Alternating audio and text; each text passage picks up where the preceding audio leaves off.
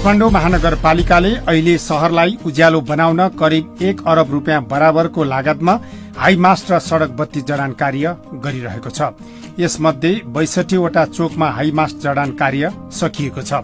62 वटा चोक मध्ये 21 वटा चोकमा 12.5 मिटरका पोलमा 6 वटा बत्ती जडान गरिएका छन्।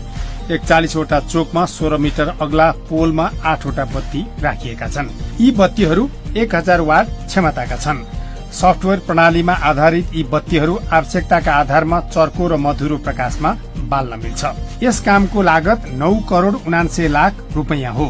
सार्वजनिक खरिद प्रक्रियाबाट 9 करोड़ 85 लाख 22 हजार 144 रुपैयाँमा यो काम सम्पन्न भएको हो। यसपछि रातको समयमा चोकहरूमा यातायात तथा मानवीय आवागमन सहज हुनेछ। शान्ति सुरक्षा तथा सामाजिक सुरक्षा कायम हुनेछ।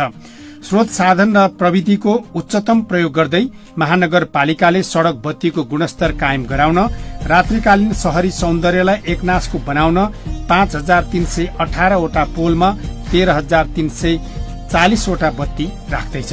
यो काम अहिले सार्वजनिक खरिद प्रक्रियामा छ। यसका लागि 2082 असोज 12 गते सार्वजनिक सूचना प्रकाशित भएको छ। काठमाडौँको भौगोलिक क्षेत्रलाई 4 भागमा विभाजन गरेर काम गर्ने योजना अनुरूप 4 वटै प्याकेजमा प्रक्रिया अगाडि बढेको हो।